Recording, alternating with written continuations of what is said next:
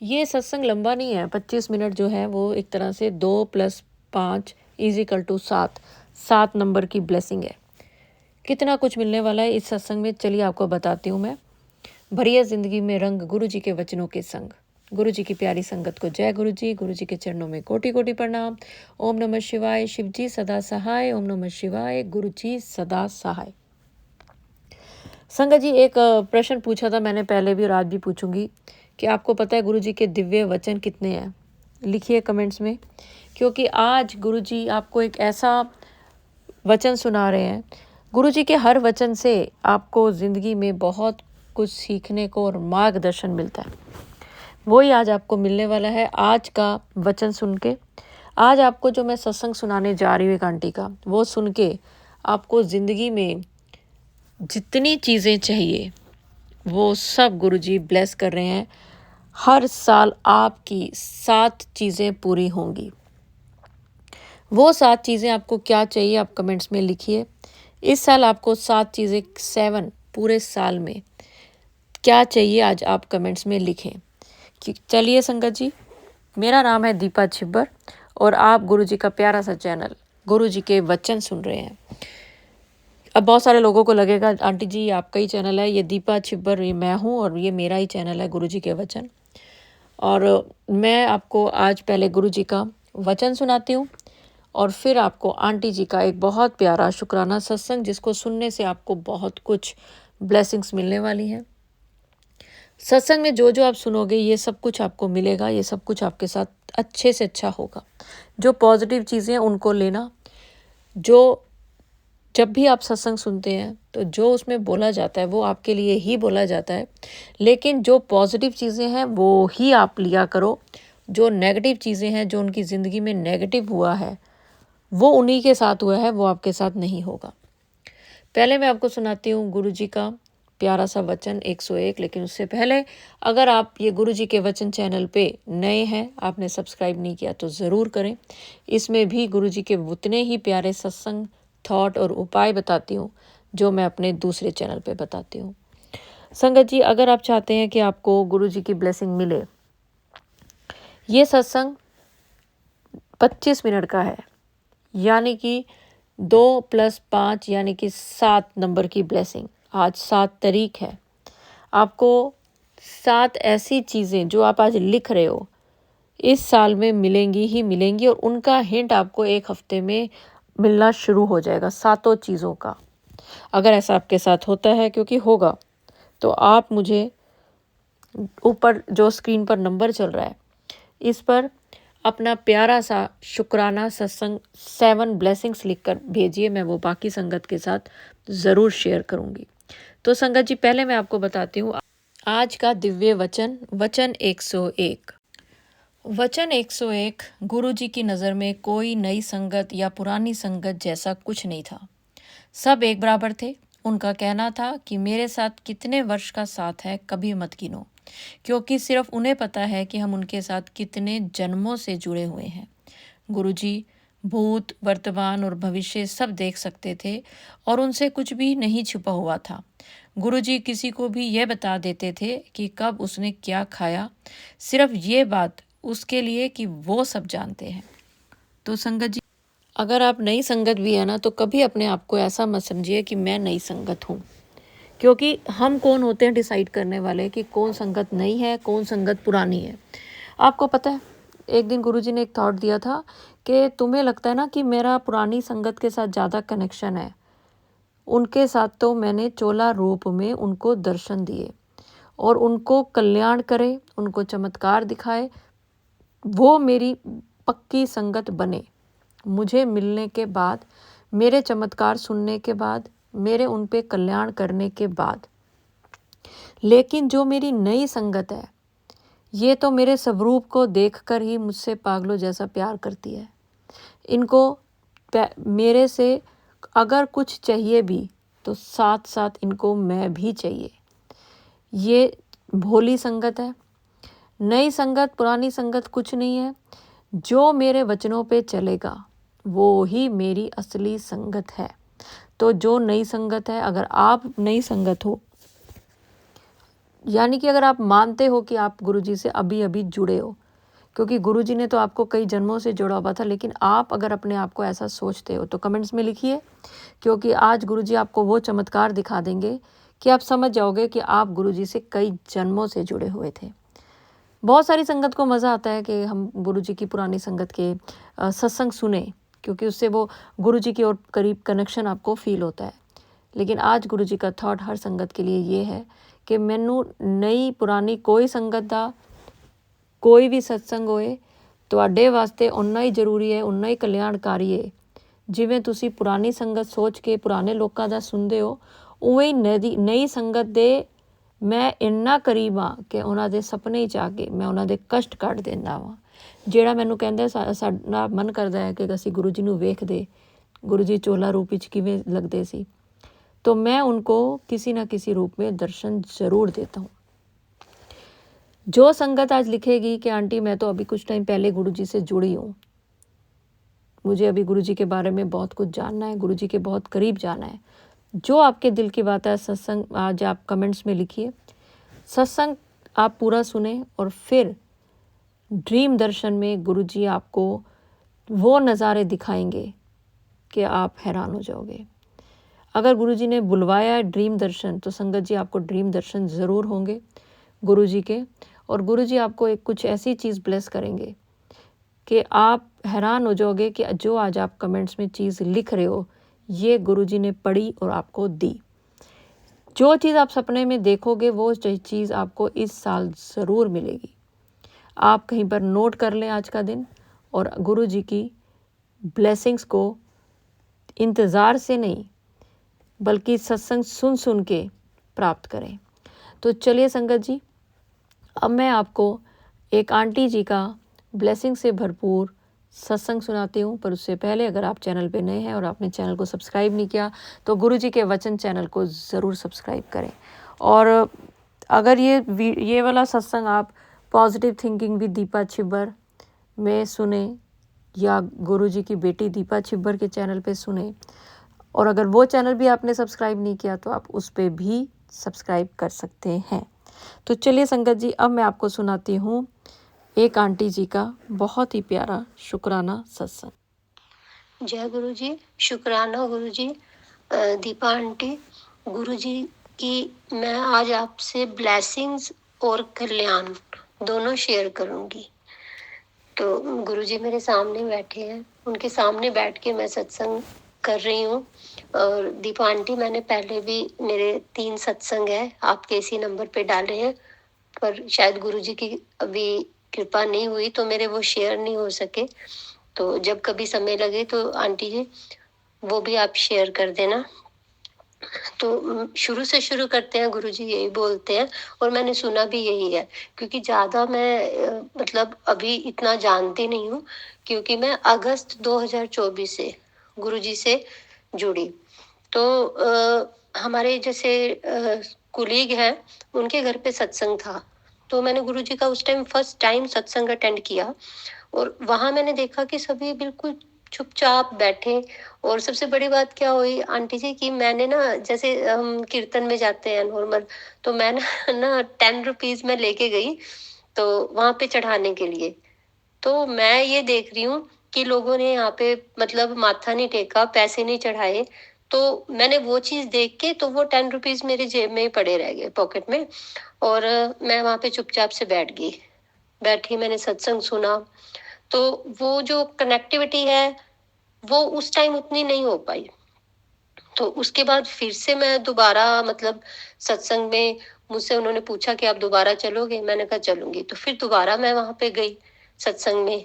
तो जब मैं दूसरे सत्संग में गई तो वहां पे मैं बाहर बैठने लगी, कि मैंने कहा चलो मैं बाहर बैठ जाती हूँ, अंदर इतना शायद अभी रश है। तो वहां से तब गुरुजी की मतलब मेरे पे मतलब ऐसे ब्लेसिंग होने लगी। तो उन्होंने कहा नहीं, आप बाहर नहीं बैठोगे, आप अंदर बैठो। ठीक है। फिर मैं तीसरे सत्संग पे गई, तो मेरे को जैसे कि मेरे कुलीग बोलते कि आप ना आगे आगे बैठना। तो आगे जैसे ही मैं वहां पे गई तीसरे सत्संग में, तो अपने आप ही एक कोई उठ के गया तो वहां वो जगह खाली होगी और मैं वहां बैठ गई। यानी ऐसी ब्लेसिंग तो दीपा आंटी बहुत ज्यादा है।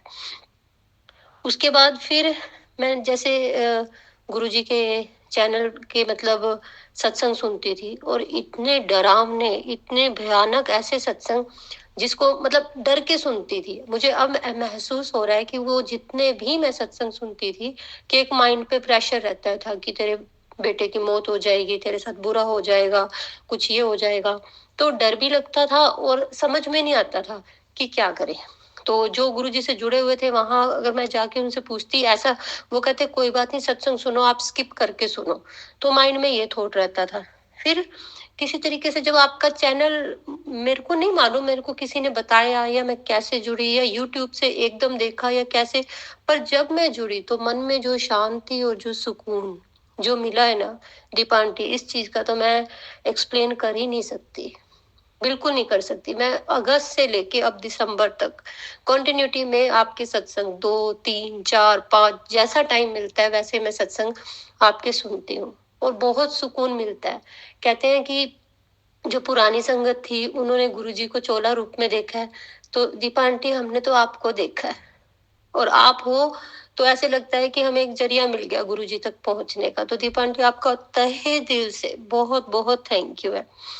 तो जब मैं जैसे सत्संग वगैरह सुनती रही तो उसमें दीपा आंटी हेडलाइन आई कि तेरे बेटे का मतलब तेरे बेटे का सिर पे संकट है, तू सत्संग सुन। मैंने इग्नोर किया। दूसरी बार फिर यही कि तुझे मैं बोल रहा हूँ ना तेरे बेटे पे संकट है, तू सत्संग सुन। मैंने फिर नहीं इतना ध्यान दिया, क्योंकि उस टाइम मेरा बेटा चंडीगढ़ गया हुआ था बाहर। तो क्या किया उसने उसने मुझे बोला कि मैं अपने फ्रेंड के साथ जा रहा हूँ, तो वो हमारी खुद की गाड़ी लेके चला गया। तो वो सत्संग तो मैं यहाँ पे सुन रही थी, सत्संग सुन रही थी, पर सत्संग सुनते सुनते ही थोड़ी देर बाद मेरे पास पुलिस स्टेशन से फोन आता है कि मैडम आपका बेटा ये वाली गाड़ी लेके गया है, ये गाड़ी आपकी है और इस गाड़ी का एक्सीडेंट हो गया। तो उस टाइम मेरे को फिर भी ना समझ आई, मैंने कहा ओहो मेरी तो गाड़ी का नुकसान हो गया, ये हो गया वो हो गया। तो बाद में मैं कहूँ गुरुजी ये क्या हो गया, मेरा तो पहले ही मैं मतलब बहुत ज्यादा कर्जे में चल रही हूँ और गाड़ी का नुकसान हो गया, इसको मैं कैसे ठीक कराऊंगी, मैं क्या करूंगी। तो दीपा आंटी मैं बहुत रोई रोई। 1 2 दिन बाद जब बेटा वापिस आया तो बाद में उनसे पुलिस स्टेशन वालों से बात पता लगी, उसके दोस्तों से बात पता लगी कि वो कहते हैं कि उसके कोई फ्रेंड थे, वो गाड़ी लेके चले गए थे और वहां पे कुछ लड़कों ने मतलब जो लड़का गाड़ी लेके गया मेरे बेटे की, उस पे फायरिंग की थी। और उस टाइम मैं शुक्राना करती हूँ मेरे गुरु महाराज का कि मेरा बेटा उस बच्चे के साथ नहीं था। तो उस बेटे पे मतलब जो लड़का था गाड़ी में बैठा था उस पे फायरिंग हुई है, उस पे मतलब गाड़ी के सब शीशे वीशे तोड़ दिए उस लड़के को मारने के लिए। तो अब मुझे समझ आया कि गुरुजी ने कहाँ कल्याण किया, कि गाड़ी को कोई बात नहीं, जो हुआ सो हुआ नुकसान, कि गुरुजी ने मेरे बच्चे को ब्लेस किया। ये बहुत बड़ा कल्याण किया गुरु महाराज ने मेरे साथ। उसके बाद दीपा आंटी आपने ना दिवाली के दौरान सत्संग सुनाए थे कि शमी के पेड़ के नीचे और बेल पत्तर के नीचे वो अ, दिया जलाना है। तो जैसे जैसे दीपा आंटी आप मेरे को बोलते हो ना, जैसे सत्संग पे बोलते हैं आप सभी को, हम सुनते हैं तो कोशिश करते हैं कि हम मैक्सिमम उस चीज को फॉलो करें ताकि घर में जीवन में सुख शांति रहे। तो मैं दिया लेके चलेगी पार्क में, मेरे को ना आंटी मेरे को ये ना पता लगे कि बेलपत्र का तो मुझे पता था कि बेलपत्र कैसा है, वहां मैंने दिया जला लिया, पर शमी के पेड़ के पत्तों की मुझे पहचान नहीं थी। तो मैं ना फोन पे उसकी इमेज देख रही गूगल पे डाल के कि शमी का मतलब कैसा होता है, मतलब पत्ते कैसे होंगे, मुझे कहाँ मिलेगा, कैसे मिलेगा। तो मेरे को कुछ समझ नहीं आई। मैंने गुरुजी को बोला गुरुजी अब यहाँ तक आप ले आए, एक दिया मैंने जला भी दिया और दूसरा दिया जो शमी वाला है ना वो भी आप ही बताओगे मेरे को कहाँ जलाना है। तो दीपा आंटी उसी पार्क में मैंने चारों तरफ परिक्रमा करी और देखा कि वहां पे एक दिया जल रहा, और मैंने कहा कि ये मैं दोबारा वेरीफाई करती हूँ। तो मैंने दोबारा गूगल से जब पिक्चर डाउनलोड करी तो और मैंने देखा कि वो शमी का पेड़ था। तो ऐसे गुरुजी ने मेरे को उस जगह पे भी ब्लेस किया। जय गुरुजी। और आपने दीपा आंटी एक सत्संग और आपने सुनाया था, उसमें कहा था कि गुरुजी की 3 चाबियाँ या 7 चाबियाँ, मेरे को अब एग्ज़ैक्टली याद नहीं है। तब आपने कहा कि आप ऐसे करोगे गेट खोल के, तो गुरुजी आपको 3 चाबियाँ देंगे, और आपने मतलब उस टाइम जो-जो सत्संग में आपने बोला, मैंने अगले ही दिन सेम वैसे किया, और आपने कहा कि बटरफ्लाई के दर्शन होंगे। जैसे ही मैंने गेट खोला, धूप अगरबत्ती जलाई, और मैं वो गुरुजी से प्रेयर कर रही थी, उस टाइम जो भी सिचुएशन थी, तो उसी टाइम मेरे को बटरफ्लाई के दर्शन हुए। जय गुरु जी।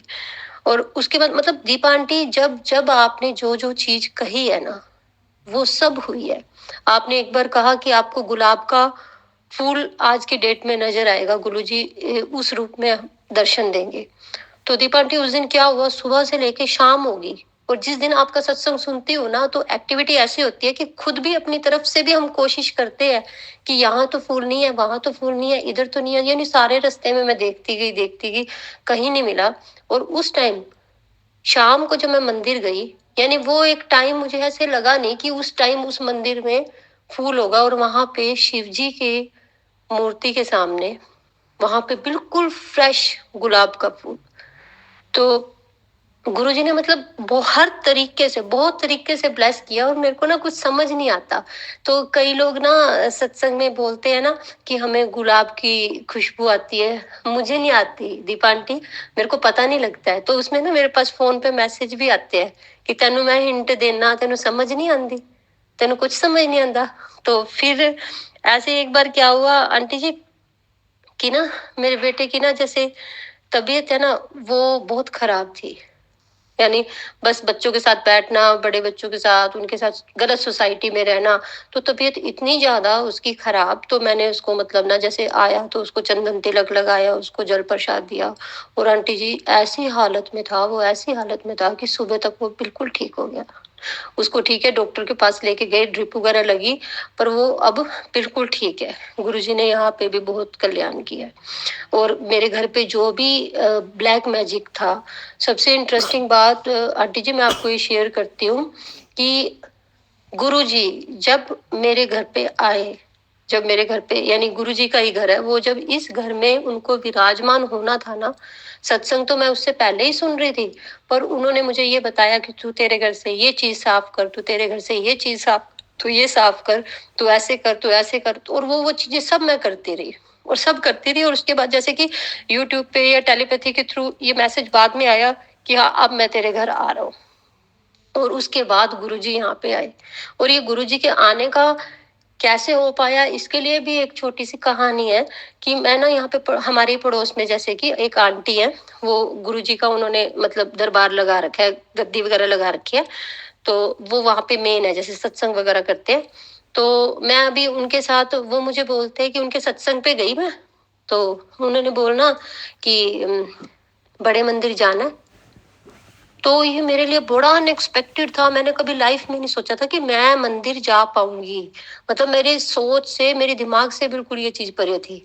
तो क्योंकि अभी 1-2 महीने हुए थे मेरे को, मतलब मैं गुरुजी का सत्संग सुन रही थी, और उनके सत्संग पे पहली बार जाना हुआ, और उनका मुझे ये बोलना हुआ, कहते ऐसे बस जाएगी, आप रेडी हो? मैंने कहा ठीक है, मैं चली जाऊंगी। उसके बाद थोड़ी देर बाद शाम को फिर मैसेज आता है कि बस नहीं जाएगी। मैं ना दीपा आंटी, मेरा ना मन ऐसे उदास सा हो गया। मैंने कहा गुरुजी ये क्या बात होगी कि पहले आप कहते बुलावा दे रहे हो कि तू आ जा, और अब मैं रेडी होगी तो अब आप कहते कि तू ना आ। मैंने कहा अब तो आप मेरे को बुला ही लो, जब मेरा आने का मन है तो मेरे को बुला लो। मैंने कहा मुझे नहीं पता। मैंने आंटी को फोन किया, मैंने कहा आंटी बस क्यों नहीं जा रही? कहते बस में ना इतने मतलब पूरी मतलब वो संगत नहीं हो पाई, इस वजह से बस कैंसिल कर रहे हैं। मैंने कहा ठीक है, मैंने कहा फिर भी अगर आपका हो तो बताना। कहते ठीक है। तो मैंने गुरुजी को बोला, गुरुजी मुझे नहीं पता अब संगत आधी है उस बस में या पूरी है कैसे नहीं, आप मेरे को बुलाओ, मेरे को जाना है। और दीपा आंटी आप यकीन नहीं करोगे, रात को 9:30 बजे आंटी की तरफ से कंफर्मेशन आती है कि बड़े मंदिर बस जाएगी। तो मैं तो बहुत खुश। और उसके बाद जब अगले दिन मुझे सच्चाई पता लगी कि हम सुबह बस में बैठे, और बस में बैठे हुए जब संगत से बात हो रही, तो दीपा आंटी आधी बस खाली।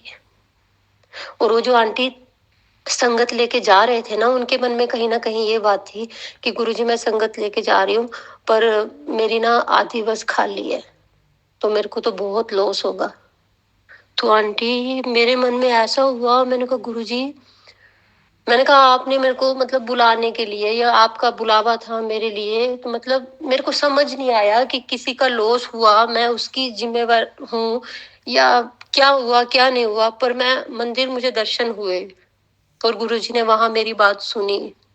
इसमें थोड़ी सी दुविधा है दीपा आंटी, इस चीज को भी आप क्लियर करना। उसके बाद मेरे को बड़े मंदिर से गुरुजी के स्वरूप मिले और वो स्वरूप मैं यहाँ पे लाई, वहां से मैं लोटा ब्लेस करवा के लाई। तो दीपा आंटी मुझे इतना पता भी नहीं था तब लोटे का, कि मैंने क्या किया कि एक बार ना उसको मेटल साफ करने वाला एक लिक्विड आता है, तो उससे मैंने वॉश कर दिया। तो बाद में जब मैंने आपका सत्संग सुना तो उसमें ये था कि नींबू से साफ कर लो, तो फिर मैं नींबू से साफ कर रही हूँ। तो अगर उस लोटे का अब मैं कैसे कर सकती हूँ दीपा आंटी, अब आप मेरे को बताना इस चीज के लिए भी। और एक बात और है कि हमारे घर में जैसे ऐसा ब्लैक मैजिक था ना, कि गुरुजी ने वो दर्शन में ही मतलब ड्रीम में वो ब्लैक मैजिक को खत्म किया।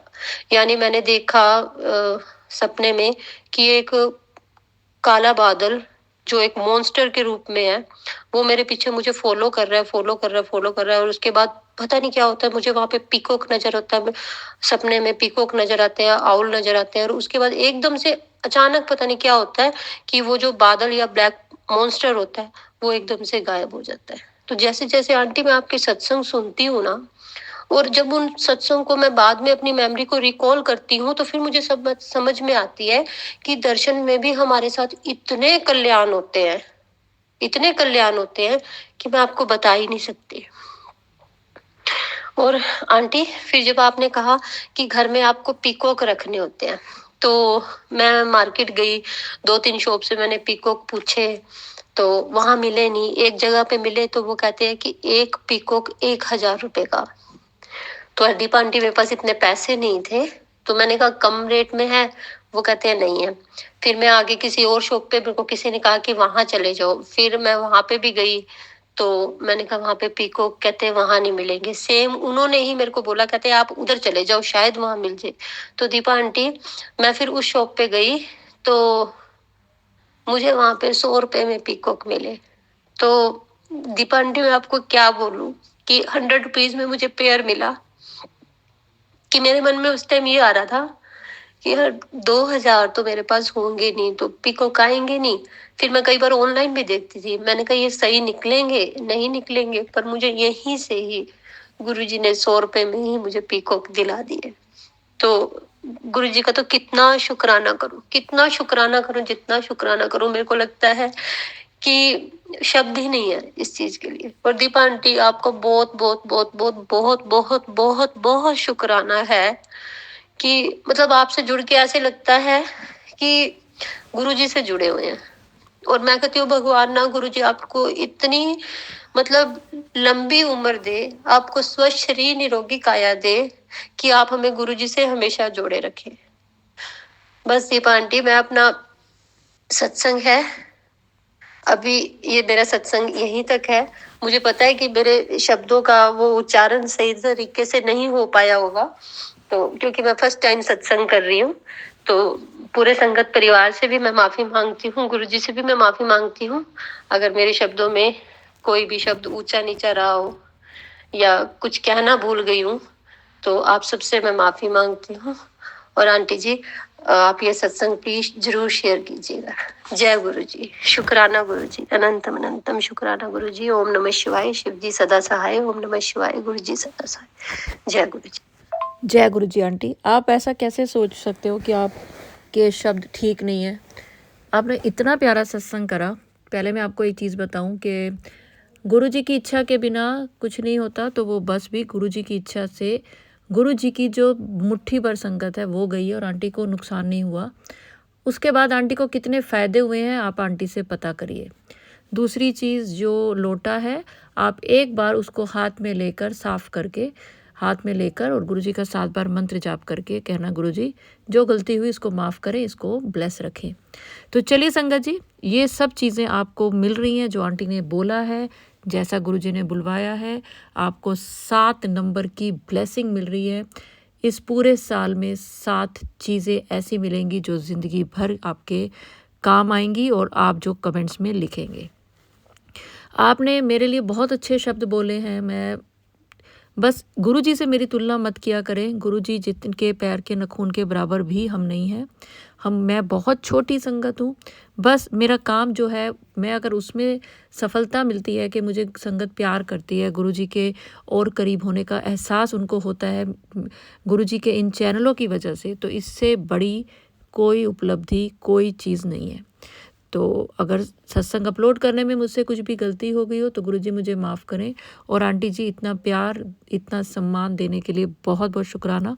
तो चलिए संगत जी, अगले सत्संग की ओर बढ़ती हूँ और चाहूँगी आप सब मेरे साथ ज़रूर बोलें, ओम नमः शिवाय, शिव जी सदा सहाय, ओम नमः शिवाय, गुरु जी सदा सहाय। जय गुरु जी, शुक्राना गुरु जी, जय गुरु जी सारी संगत को।